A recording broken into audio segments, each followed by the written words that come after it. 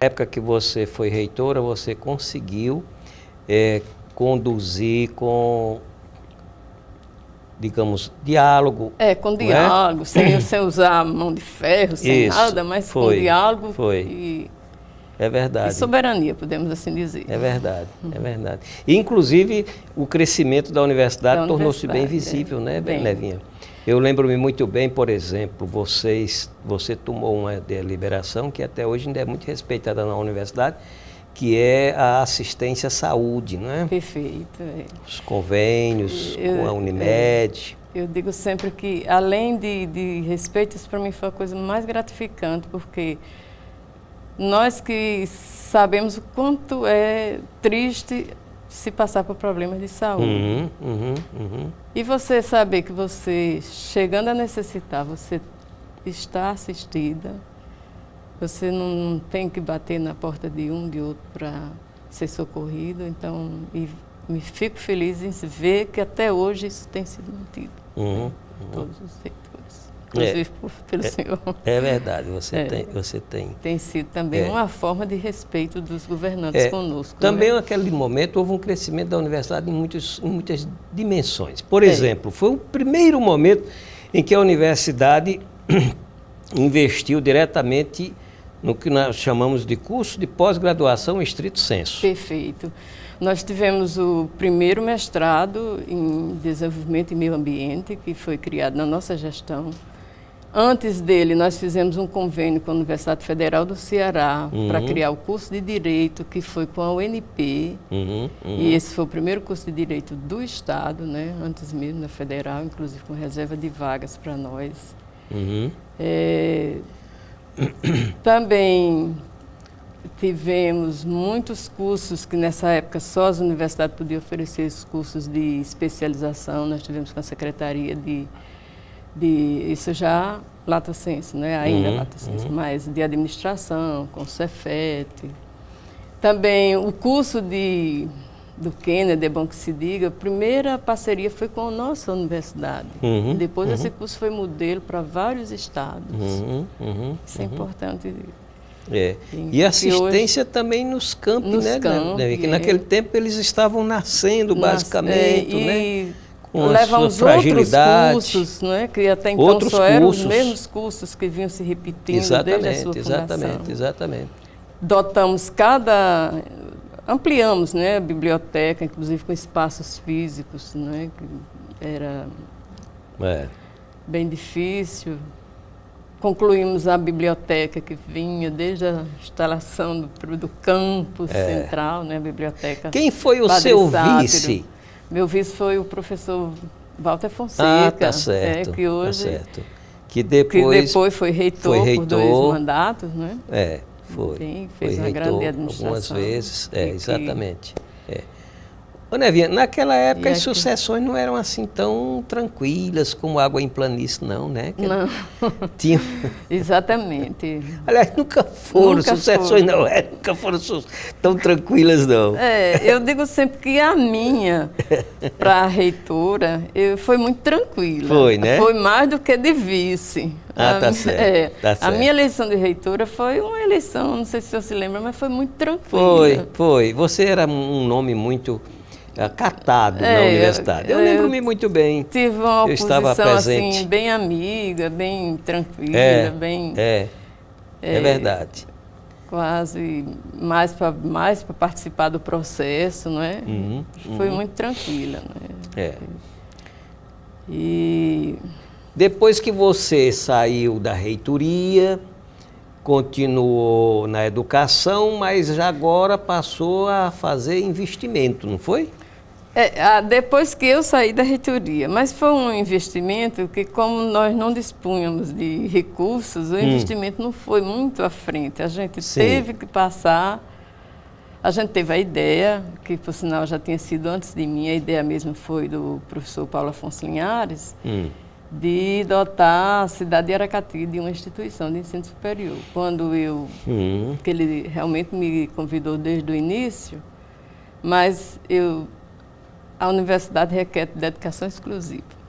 E eu disse, olha, enquanto eu estiver na universidade, eu não posso assumir nenhum compromisso. Encerrado o meu mandato, eu realmente passei a participar e fui nomeada diretora-geral de lá e comecei, deixamos 4 cursos reconhecidos, funcionando, mas o financeiro não dava para a gente dar continuidade, né? Sabe que o MEC exige muito das instituições particulares e só teve uma solução. Também a dificuldade minha de ficar morando em Natal e dirigir uma instituição em Aracati estava me tornando muito difícil. Nós chegamos a um consenso de passar a instituição para um grupo do Ceará. E foi o que nós fizemos. Hoje a faculdade está crescendo, está bem, vamos dizer, está consolidada com um grupo da própria cidade? Região. Né? Da própria região, né? Aliás, de Fortaleza mesmo. Certo. E você, Nevinha, teve que ficar morando em Natal por opção? Você quis ir? Como foi isso? Você... Vamos dizer que eu fui convocada. Meus filhos me deram um ultimato. Tá certo. Eu só tenho 2 filhos. O meu marido já estava aposentado e os filhos morando em Natal, os netinhos já crescendo e sabe que a vida em capital é meio difícil de ter quem acompanhe. E hoje eu me dedico em parte a orientar, vamos dizer assim, a parte pedagógica das atividades, tarefas de casa dos meus netos, né? E algumas atividades mais do lar mesmo, né? Fazer companhia. Mas... Muito bem. Não, já que nós agora estamos falando do lar, como você falou bem, da família, quando foi que conheceu o Wilton Castro?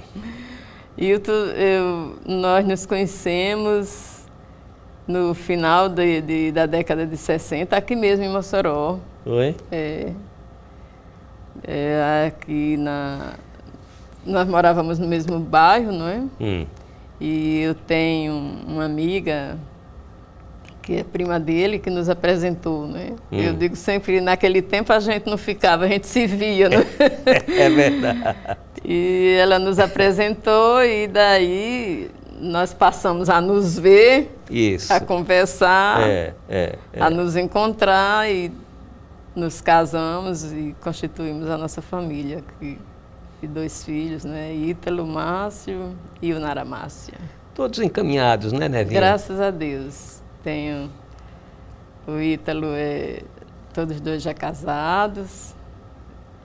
A gente sempre diz os meninos, né? Mas já são meninos casados e pais. Não deixam de ser os meninos. É verdade. Mas todos já com sua graduação. Com sua graduação. O Ítalo é formado em odontologia, mas fez opção por direito. Ele foi? Tem a dupla graduação. Isso. Ele trabalha na tributação, na Secretaria de Tributação e é professor do Cefet, também dá um nome de professor. Então tem uma veiazinha da herança, né? E o Nara é formado em fisioterapia. Ele trabalha em São Gonçalo e trabalha com o marido dela. Aí você hoje já soma quantos netos? 5, palma da mão. É rica. Graças a Deus. Quem tem 5 netos... 4 netos e uma neta. Pois então. Mas você também passou um período morando em Tibau, não foi? Foi. Aí Tibau foi uma opção do meu marido. Ele tinha muita vontade de morar em Tibau, então para não dizer que só faz as minhas vontades, eu cedi a vontade dele. E passamos uns 3 anos morando em Tibau. Foi? Até... Ele mesmo morou mesmo, porque ele ficava lá direto. Eu ficava entre Aracati e Tibau, né? Mas ele ficava morando mesmo em Tibau. E ele gostava muito. Vivia lá com os pescadores e né? Tudo. Maria das Neves Gurgel de Oliveira Castro. Magnífica. Amiga, profissional. O Nevinha, tive um aprendizado muito grande. Tive a honra de ser seu vice-reitor durante 4 anos, uma convivência harmônica, respeitosa, mas acima de tudo profícua, produtiva para a universidade. Até a época se dizia muito que a administração Nevinha-Walter era a junção da prudência com a ousadia na dose certa. E Nevinha sempre foi aquela figura que conseguia a harmonia entre a ternura, entre a conciliação e a firmeza. Nunca vi, durante todo o reitorado, Nevinha tergiversar sobre pontos fundamentais da universidade. Aberta ao diálogo, mas nunca colocou a universidade em xeque. Tratamento respeitoso com a oposição, mas consciente de que a democracia é feita por situação e oposição. Posicionamento político firme, com preferências completamente ampliadas e apresentadas, mas com a defesa permanente também da autonomia e da independência da universidade. A amiga Maria das Neves Gurgel de Oliveira Castro vai permanecer sempre como a minha eterna reitora, com o respeito e com o reconhecimento de todos quanto fazem a UERN e a educação brasileira.